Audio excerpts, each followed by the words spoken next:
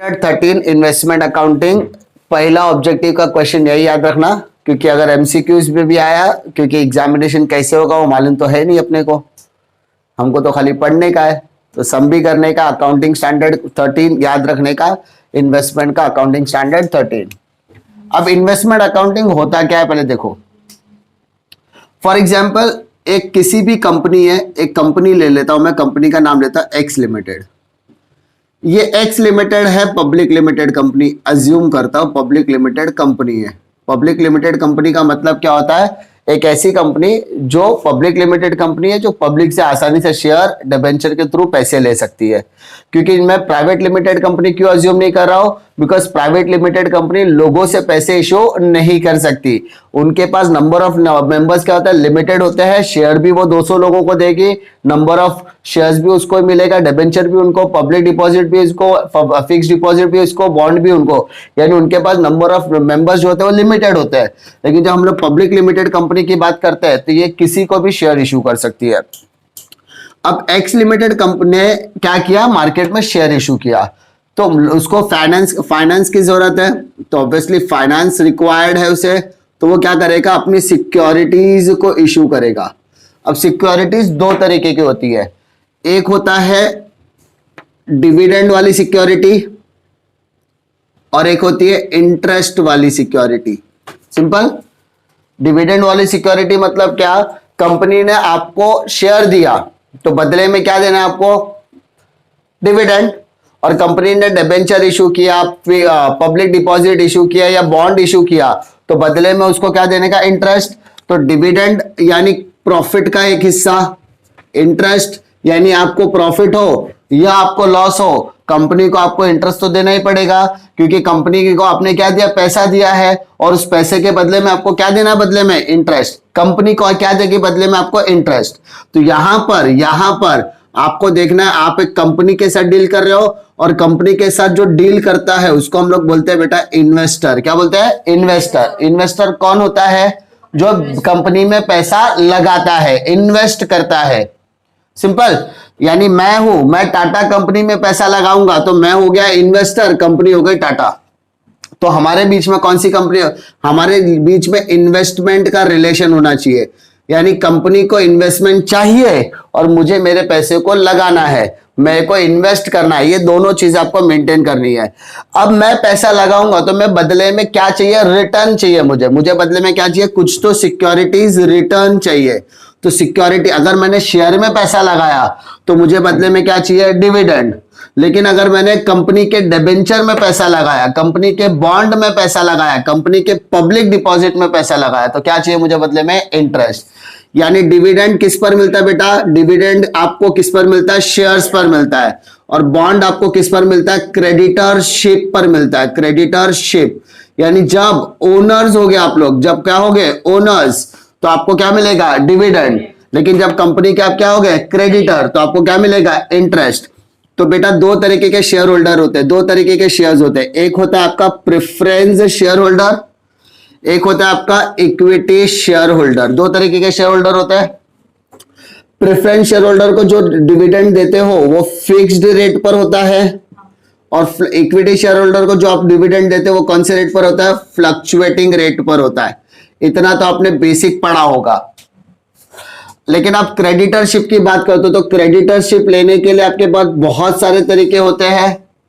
एक तरीका होता है आपके पास डिबेंचर के थ्रू पैसे लेना, एक डिपॉजिट पब्लिक डिपॉजिट के थ्रू पैसे लेना, एक होता है फिक्स डिपॉजिट के थ्रू पैसे लेना, एक होता है आपके बॉन्ड के थ्रू पैसे लेना, एक होता है आप सिक्योरिटीज को गिरवी रख के जो पैसे लेते हो, यानी आप सेल ऑफ सिक्योरिटीज या बॉन्ड पेपर या अपने जो डॉक्यूमेंट्स होते हैं ना कंपनी के, वो मॉर्गेज रख के पैसा लेना, तो वो क्रेडिटरशिप की निशानी है। ठीक है, अगर आप कंपनी के इन्वेस्टर हो तो पहले आपको क्या सोचना पड़ेगा, मुझे डिविडेंड में डील करनी है कि मुझे इंटरेस्ट में डील करना है, तो मुझे क्रेडिटर में डील करना है कि मुझे इंटरेस्ट में डील करना है। मतलब मैं कंपनी में पैसा लगाना चाहता हूं तो मैं कंपनी में शेयर में पैसा लगाना चाहता हूं या कंपनी में क्रेडिटरशिप यानी इंटरेस्ट, यानी मुझे क्या चाहिए, सबसे पहले मेरा क्या इंटरेस्ट है, मुझे डिविडेंड चाहिए कि मुझे इंटरेस्ट चाहिए। अगर मुझे डिविडेंड चाहिए तो मैं कंपनी का क्या बन जाऊंगा, ओनर। तो ओनर के पास भी दो ऑप्शन है कि मुझे कौन सा ओनर बनना है, इक्विटी वाला ओनर बनना है कि प्रेफरेंस वाला ओनर बनना है। क्योंकि प्रेफरेंस में फिक्स रेट पर डिविडेंड मिलता है, इक्विटी पर फ्लक्चुएटिंग रेट में डिविडेंड मिलता है। लेकिन अगर मुझे कंपनी में क्या चाहिए, मुझे इंटरेस्ट चाहिए। क्या चाहिए, इंटरेस्ट। तो अभी आप बोलोगे सर समझने का कैसे है कि डिविडेंड मेरे लिए कौन सा फायदेमंद है। प्रॉब्लम क्या है, पैसा मुझे यहां से भी मिलेगा, पैसा मुझे यहां से भी मिलेगा, दोनों तरीके से पैसा मिल रहा है। लेकिन एक इन्वेस्टर के लिए ज्यादा बेनिफिशियल क्या है, ज्यादा बेनिफिट वाला क्या है। तो सबसे पहले किसी भी इन्वेस्टर को देखना पड़ेगा, क्या देखना पड़ेगा इन्वेस्टर को, कि वो रिस्क टेकिंग एबिलिटी है या नहीं उसकी। कौन सी टेकिंग, रिस्क टेकिंग। क्या वो रिस्क लेने के लिए तैयार है। तो कोई रिस्क लेता है, कोई रिस्क नहीं लेता। तो जो रिस्क लेने वाला है, तो जो रिस्क बेयर कर सकता है, वो बंदा इक्विटी शेयर्स में पैसा लगाएगा। किसमें पैसा लगाएगा, इक्विटी शेयर। जिसको रिस्क लगाना है। हाँ भाई मैं रिस्क लेने के लिए रेडी हूं, क्योंकि इक्विटी शेयर में पैसा वही लगाता है जिसको ग्रोथ चाहिए। क्या चाहिए, ग्रोथ। और एक बंदा होता है जिसको रिस्क नहीं चाहिए, जिसको रिस्क नहीं चाहिए। जो रिस्क जिसको नहीं चाहिए वो क्रेडिटर्स पैसा, क्रेडिटर्स अमाउंट पर लगाता है। क्रेडिटर अमाउंट का मतलब होता है वो डिबेंचर में पैसा लगाएगा, वो बॉन्ड्स में पैसा लगाएगा, वो पब्लिक डिपॉजिट में पैसा लगाएगा। डिफिकल्टी, वो इस तरीके के इसमें हमें पैसा लगाएगा। अब तुम लोग बोलोगे सर आपने इक्विटी बता दिया, आपने डिबेंचर, ये सारी चीज बता दिया, व्हाट अबाउट प्रेफरेंस। प्रेफरेंस वो तरीका होता है जहां पर वो मॉडरेट रिस्क लेता है। मॉडरेट मतलब रिस्क थोड़ा बहुत लेता है। मतलब वो 5 लाख रुपया लगाएगा ना, तो वो 5 लाख इधर लगाया तो इक्विटी मतलब बहुत ज्यादा पैसा लगाया, रिस्क ले सकता है। लेकिन वो बोलता है पैसा आना भी चाहिए, नहीं भी आने से, तो थोड़ा रिस्क लेने से डर रहा है, तो वो उसको बोलता है मॉडरेट रिस्क। तो ज्यादातर मॉडरेट रिस्क मतलब हाँ और ना के कंडीशन का बीच का रास्ता। तो मॉडरेट रिस्क वाले को ग्रोथ भी मिलती है और डेवलपमेंट भी मिलती है। क्या बोला बेटा, ग्रोथ भी मिलती है, development due to preference shares. को इसके थ्रू प्रेफरेंस शेयर्स। क्यों ऐसा कह रहा हूं, क्योंकि यहां पर आपको प्रेफरेंस शेयर्स फिक्स्ड रेट पर मिलेगा। कंपनी को प्रॉफिट होगा तो आपको डिविडेंड देगी, वो भी फिक्स्ड रेट से। और कंपनी जब बंद होती है ना, जब कंपनी बंद होती है तो क्रेडिटर वालों को पैसा तो मिलेगा। मतलब अगर कंपनी बंद हो रही तो क्रेडिटर वालों को पैसा मिलेगा, यानी इन्वेस्टर का पैसा डूबने वाला नहीं है। इसलिए यहां पे नो रिस्क टेकिंग एबिलिटी। जो रिस्क नहीं लेना चाहता वो यहां पर पैसा लगाएगा और इंटरेस्ट भी वसूल करेगा। और वाइंड अप के टाइम पे कंपनी अगर बंद होती है, जब उसने पैसा लगाया, इन बिटवीन कंपनी बंद हो रही है, तो वाइंड अप के टाइम पे पैसा उसको क्या मिलेगा, रिकवर करके मिलेगा। तो इसके लिए रिस्क है ही नहीं। रिस्क टेकिंग एबिलिटी में इक्विटी इसीलिए आया क्योंकि पहला तो इक्विटी शेयर होल्डर को फ्लक्चुएटिंग डिविडेंड मिलता है। क्या मिलता है, फ्लक्चुएटिंग डिविडेंड, यानी डिविडेंड मिला नहीं भी मिला, कम डिविडेंड भी मिल सकता है, ज्यादा डिविडेंड भी मिल सकता है, इसलिए उसको क्या बोलते हैं, फ्लक्चुएटिंग डिविडेंड। और साथ ही साथ इसका कोई गारंटी नहीं है कि इसका कैपिटल रिटर्न मिलेगा कि नहीं मिलेगा, कैपिटल उसको रिटर्न मिलेगा कि नहीं मिलेगा। कंपनी बंद हो रही है, कंपनी बंद होने के बाद कंपनी का सारा असेट बेचूंगा, असेट बेचने के बाद सबसे पहले किसको दूंगा, इन लोगों को दूंगा। बच गया तो प्रेफरेंस को दूंगा, बच गया तो इक्विटी को दूंगा। अगर इक्विटी तक कुछ बचा ही नहीं तो इसको पैसा मिलने वाला नहीं है। यानी यहां पर कोई गारंटी नहीं है कि इसको रिटर्न पैसा मिलेगा कि नहीं मिलेगा, इसलिए इसमें रिस्क बहुत ज्यादा है। लेकिन जब हम लोग मॉडरेट रिस्क की बात करते हैं, यानी जो रिस्क लेना चाहता है और नहीं भी लेना चाहता, वो प्रेफरेंस शेयर्स में, क्योंकि यहां पे डिविडेंड भी आपको मिलता है, वो भी फिक्स्ड रेट पर, रेगुलर इंटरवल पर, और दूसरा कैपिटल रिटर्न में कम से कम अश्योरिटी तो रहती है कि आपको पैसा मिलेगा। इनसे पैसा बच गया तो ऑब्वियसली प्रेफरेंस शेयर्स को पैसा मिलने ही वाला है। अगर इनसे ही नहीं बचा तो प्रेफरेंस को भी पैसा मिलने वाला नहीं है, यानी इतना तो रिस्क लेना पड़ेगा। ठीक है, तो रिस्क यहां पर इन्वेस्टर कैसा होना चाहिए, रिस्क टेकिंग एबिलिटी के ऊपर है। जिस बंदे को ग्रोथ चाहिए, जिस बंदे को ग्रोथ मतलब क्या होता है, अगर मान लो ग्रोथ का मैं मतलब बताता हूं। फॉर एग्जाम्पल मैंने आज 100 शेयर खरीदा, एक शेयर की वैल्यू 100 रुपया, तो मैंने कितना रुपया लगाया बेटा, 10,000। ध्यान देना, नंबर ऑफ शेयर कितना है, 100, इस पे ध्यान देना। 10,000 रुपया समझ लो 2001 में लगाया मैंने, 2001 में लगाया। 10,000 रुपए के शेयर हो गए मेरे। कंपनी ने मुझे 2002 में 2,000 रुपए डिविडेंड दिया। कितना डिविडेंड दिया? 2,000 रुपया। तो वो 2,000 लगा के कितना हो गया? 12,000। नंबर ऑफ शेयर तो 100 ही है ना। कंपनी ने 2003 में ना मुझे बोनस शेयर दिया। बोनस मतलब by one get one, held one get one. आपके पास एक शेयर है तो आपको एक शेयर फ्री मिलेगा, आपके पास 2 शेयर है तो आपको एक शेयर फ्री मिलेगा, आपके पास 5 शेयर है तो आपको एक शेयर फ्री मिलेगा। यानी कुछ तो बोनस मिला, कुछ तो बोनस मिला। तो मैं समझ लो आपको 20 शेयर फ्री में मिले। अब आपके पास नंबर ऑफ शेयर कितने हो गए? Simple, number of share 120। अगर मैं 100 रुपया मार्केट रेट भी पकड़ू तो भी 12,000 होता है, और ये 2,000 रुपया तो आपने डिविडेंड ऑलरेडी कमाया हुआ है ना। सिंपल, नंबर ऑफ शेयर्स की बात कर रहा हूं। ऐसा आपके साथ 2020 आते आते 6 से 7 बार हो जाएगा, यानी आपको फ्री के शेयर्स तो मिल ही गए। फिर कंपनी क्या करती है? Company time to time split करती है। क्या करती है? स्प्लिट। स्प्लिट शेयर का मतलब क्या होता है? आपका 100 का शेयर है ना, आज से वो 100 का शेयर नहीं होगा, वो हो जाएगा 10 रुपए का शेयर। 1000 मतलब आपके पास, एक एग्जांपल के तौर पे आपके पास 100 शेयर था 100 रुपए वाला, स्प्लिट होने के बाद वो 1000 शेयर हो जाएगा 10 रुपए वाला।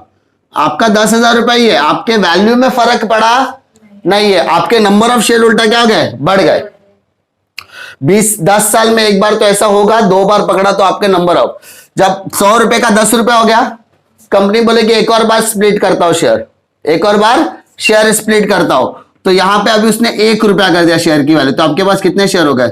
10,000। अब 10,000 शेयर। अब आपने जब खरीदा तब 100 रुपया था, तो क्या लगता है आज बेचोगे तो 100 ही मिलेगा? मान लो 100 रुपया ही मिला, मान लो 100 रुपया ही मिला, कितना हो गया? 1 2 3 4 5 6, 1 2 3 4 5 6, 10 लाख। आपने लगाया कितना था? 10,000। आपको मिला कितना? किसमें? इक्विटी में। कुछ भी मैजिक नहीं बताया, तो कुछ बताया नहीं मैंने अभी तक बीच का। एक एग्जांपल दिया कि ग्रोथ कैसे मिलता है। आपने 10,000 लगाया, आपका 10 लाख हो गया। क्यों? Growth model. क्या बोलते हैं इसको? ग्रोथ। ये किसके ऊपर डिपेंड होता है? इन्वेस्टर के ऊपर डिपेंड होता है। क्लियर? समझा?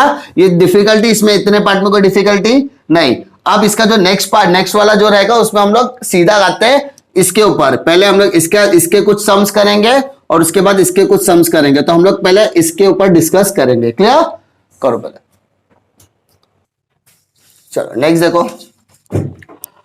अब इन्वेस्टमेंट अकाउंटिंग के अंदर अभी हम लोग बात करने वाले इंटरेस्ट वाला पार्ट। इंटरेस्ट बेरिंग सिक्योरिटीज, यानी ऐसी सिक्योरिटीज जिस पर आप क्या देते हो? इंटरेस्ट। या तो मिलेगा, अगर आप इन्वेस्टर के पॉइंट ऑफ व्यू से देखोगे तो इंटरेस्ट आपको मिलेगा। तो ऐसी कौन कौन सी सिक्योरिटीज है जिस पर आपको इंटरेस्ट मिलता है? तो पहला हम लोग बात करेंगे डिबेंचर्स की, दूसरा हो सकता है पब्लिक डिपॉजिट, तीसरा हो सकता है आपका बॉन्ड्स,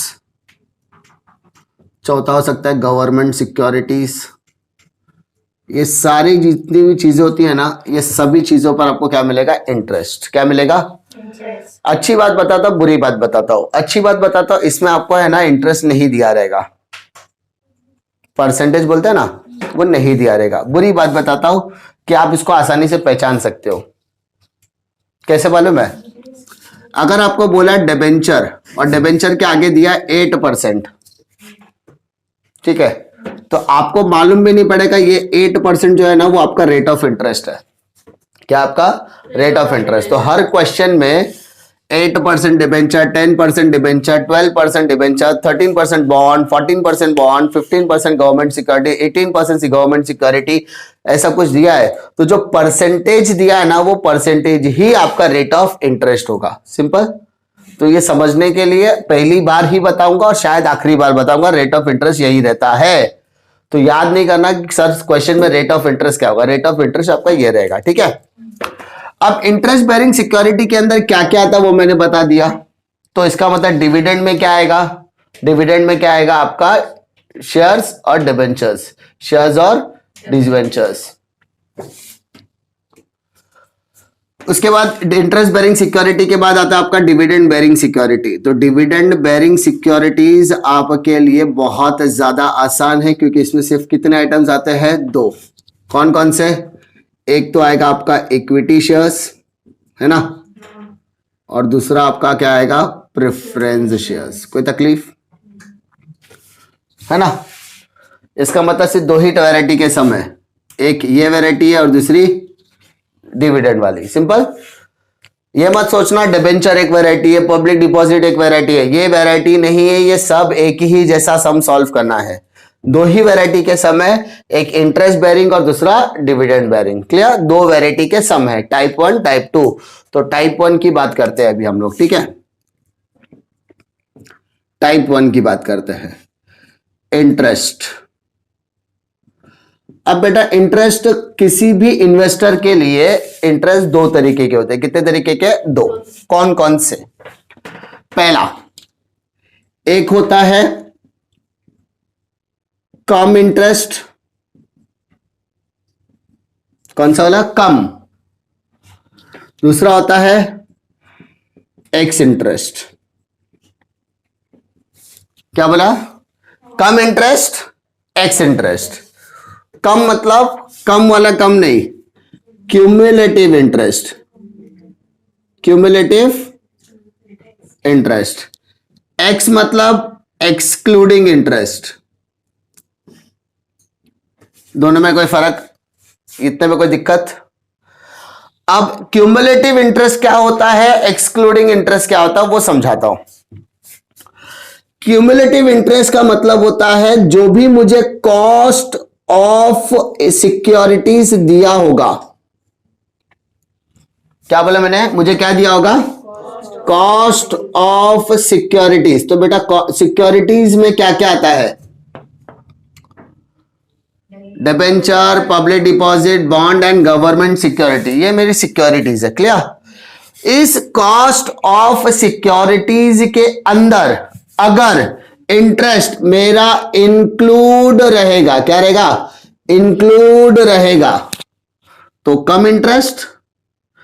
और इस कॉस्ट ऑफ सिक्योरिटीज में मेरा इंटरेस्ट एक्सक्लूड रहेगा, क्या रहेगा? एक्सक्लूड, तो वो हो जाएगा एक्स इंटरेस्ट। समझा? एब्सोल्युटली नहीं समझा। बताता हूं कैसे। मानो मैंने 100 रुपए के 100 डिबेंचर खरीदा 10,000 रुपए का। सिंपल। अब मैं बोलूंगा कि ये 10,000 रुपए का मेरा डिबेंचर का सिक्योरिटी का वैल्यू हो गया, ये मेरा हो गया कॉस्ट ऑफ सिक्योरिटी। सिंपल। मुझे इस पर इंटरेस्ट कैलकुलेट करना है। मान लो इंटरेस्ट आ गया 1,000 रुपया, तो टोटल मुझे वो सिक्योरिटी कितने में पड़ा बेटा? 11,000 रुपया। समझा? अगर कंपनी ने या जिससे मैंने शेयर खरीदा या जिससे मैंने डिबेंचर खरीदा, अगर मैंने उसको 10,000 रुपया और 1,000 रुपया अलग अलग दिया है, ये लो भाई तेरा 10,000 रुपया डिबेंचर का, 1,000 रुपया इंटरेस्ट का, तो वो हो जाएगा बेटा कौन सा इंटरेस्ट? बताओ कौन सा इंटरेस्ट? X interest. क्योंकि मैंने इंटरेस्ट अलग से शो किया है। क्या शो किया है? अलग से शो किया है। कंपनी ने मुझे बोला सर आप 11,000 रुपया दो। कितना दो? 11,000। तो मैंने उसको 11,000 रुपया निकाल के दिया। अब मुझे नहीं मालूम कितना प्रिंसिपल कितना इंटरेस्ट, मुझे नहीं मालूम कि इसमें इंटरेस्ट कितना है, तो मैंने दिया उसको 11,000 रुपया। अब मैं उसको पूछ रहा हूं बता भाई इसके अंदर इंटरेस्ट कितना है, तो अब उसने मुझे बताया, पूछने के बाद बताया 1,000 रुपया इंटरेस्ट, 10,000 रुपया कॉस्ट। सिंपल। क्या बोला? समझ में आया? पहले मैंने उसको क्या बोला? ये ले भाई तेरा 10,000 रुपया, ये ले भाई तेरा 1,000 रुपया। तो मैंने देते समय मुझे 10,000 मालूम है, देते समय मुझे इंटरेस्ट वैल्यू भी मालूम है। ये क्या होगा मेरा? X interest. ये जो 1,000 रुपया ये एक्सक्लूडिंग इंटरेस्ट है। 10,000 रुपया जो है वो 1,000 रुपए से अलग है। लेकिन ये 11,000 जो दे रहा हूं ना, उसके अंदर इंटरेस्ट इंक्लूड है। इंटरेस्ट क्या है बेटा? इंक्लूड। अब मैंने बोला अच्छा कितना इंक्लूड है? 1,000 रुपया।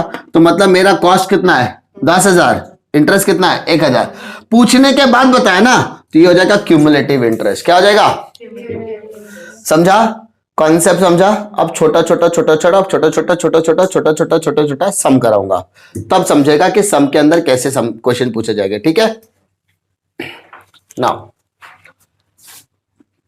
Calculations of come interest and x interest, ये दोनों का कैलकुलेशन कैसे करने का वो बताता हूं। दो छोटे छोटे सम्स लेते हैं तो समझेगा। सबसे पहला, mister Virat purchased 10% debenture of RCB limited. Virat ने 10% डिबेंचर खरीदा कौन सी कंपनी का? आरसीबी लिमिटेड का। ठीक है, of ₹100 each eight ₹102 come interest. समझा? सेंटेंस सिंपल है। मिस्टर विराट ने 10% डिबेंचर खरीदा 100 रुपए का, कितने रुपए में खरीदा? 100 का डिबेंचर 102 रुपए में खरीदा, वो भी कौन सा इंटरेस्ट? कम इंटरेस्ट। ठीक है, अब नंबर ऑफ डिबेंचर परचेज कितना है? नंबर ऑफ डिबेंचर, तो उसने टोटल मान लो 100 डिबेंचर्स खरीदे। कितने डिबेंचर्स खरीदे? 100। सिंपल, ऐसा समझो। कैलकुलेशंस कैसे करना है? कैलकुलेशन करने के लिए जैसा मैं अब यहां कर रहा वैसा वहां पर भी करना है। कहां पर? जब हम सम करेंगे, 15 मार्क का जब सम करेंगे। सबसे पहले आपको यहां लिखना है कॉस्ट और यहां पर आपको लिखना है इंटरेस्ट। क्या लिखना है? कॉस्ट और इंटरेस्ट। कौन सा सम में? कम वाले में क्या एक्स वाले में? दोनों में यही लिखना है, कॉस्ट भी लिखना है और इंटरेस्ट। सबसे पहले नंबर ऑफ डिबेंचर कितने बेटा? 100। आपने 100 डिबेंचर खरीदा, कितने में खरीदा? 100 में खरीदा कि 102 में खरीदा? 102 में खरीदा। 100 रुपए का डिबेंचर 102 रुपए में खरीदा, तो 102। तो क्या आप इसे मल्टीप्लाई करके 10,200 निकाल सकते हैं? Yes, simple. Now we need to calculate interest. तो इंटरेस्ट कैसे निकालने का? तो इंटरेस्ट निकालने के लिए आपने 10 standard, 8 standard, 6 standard, 5 standard, 4 standard कभी तो पढ़ा होगा। एक छोटा सा formula, P into N into R, है ना, upon 100। P stands for principal, मालूम है ना? उसके बाद principal PLE। N stand for number of year या नंबर ऑफ ईयर, पीरियड बोल सकते हैं। R stands for rate of interest. Simple, यही हमको यहां पर अप्लाई करना है। What is my principal value? तो पहले सबसे पहले बेटा प्रिंसिपल वैल्यू, तो इंटरेस्ट 100 डिबेंचर्स ऑफ ₹100, ये मेरा प्रिंसिपल है बेटा। ठीक है, ये मेरा क्या है? प्रिंसिपल। 100 रुपए का डिबेंचर, 100 डिबेंचर खरीदा, 100 रुपए के 100 डिबेंचर खरीदा, ये मेरा प्रिंसिपल वैल्यू है। ठीक है, नहीं समझ में आता कोई दिक्कत नहीं। Interest and dividend always calculated on face value. क्या बोला मैंने बेटा? क्या बोला? Interest and dividend always calculated on face value. बेटा 100 रुपए का डिबेंचर है, 102 में खरीदा, तो ये मेरा हो गया बेटा फेस वैल्यू, ये हो गया मेरा मार्केट वैल्यू। सिंपल, कॉस्ट हमेशा मार्केट वैल्यू पे निकालने का और इंटरेस्ट हमेशा फेस वैल्यू पे निकालने का। पहला चीज क्लियर? तो 100 इंटू 100 यानी प्रिंसिपल 10,000 हो गया। ओके, N बोलता है number of year, number of year. यहां पर फिलहाल नंबर ऑफ ईयर अपने को दिया नहीं है, नंबर ऑफ मंथ नहीं दिया, नंबर ऑफ कुछ नहीं दिया है। एक एग्जांपल के तौर पे 3 मंथ्स लेते हैं हम लोग। क्या लेते हैं? 3 मंथ्स, एग्जांपल के तौर पे समझाने के लिए 3 मंथ्स। और P हो गया, N हो गया। अब R मतलब रेट ऑफ इंटरेस्ट। तो व्हाट इज बेटा, what is my rate of interest? 10%। 10% मतलब 10/100। अगर आप कैलकुलेटर पे आसानी से लोगे तो डिफिकल्टी नहीं आएगी। 0 0 0 0 कैंसिल, तो 1000 हुआ। 1000 का 3/4 करोगे यानी 1/4 का, तो 250 आएगा। कितना आएगा? 250। सिंपल। ये आपको कम इंटरेस्ट में भी निकालना है, ये आपको एक्स इंटरेस्ट में भी निकालना है। इतने में कोई दिक्कत आ रही है? नहीं। अब आपको एक सिंपल, ये दोनों मेथड में से आपको डिफरेंस समझाने के लिए बता रहा हूं, ठीक है। Mister, oh my God, mister लिखूंगा तो गलत हो जाएगा, मिसेस अनुष्का, ठीक है, purchased 10% debenture of mister Virat limited of ₹100 each at the rate of ₹102 x interest. क्या डिफरेंस आया समझा? नाम वाम छोड़ दो, कहां डिफरेंस है बताओ? सिर्फ यहां पर डिफरेंस है, बाकी पूरा सेम रखा, नाम वगैरह सब चेंज कर दिया। नाम चेंज किया, नाम से कोई फर्क पड़ता नहीं, कैलकुलेशन वही रहने वाला है। Number of debenture 100 he debentures लेते अपन, ठीक है, तो कंफ्यूजन नहीं होगा। तो अगर मैं इसका कॉस्ट निकालू बेटा तो क्या आएगा? 100 डिबेंचर्स इंटू 102 यानी 10,200 ही आएगा। कोई तकलीफ?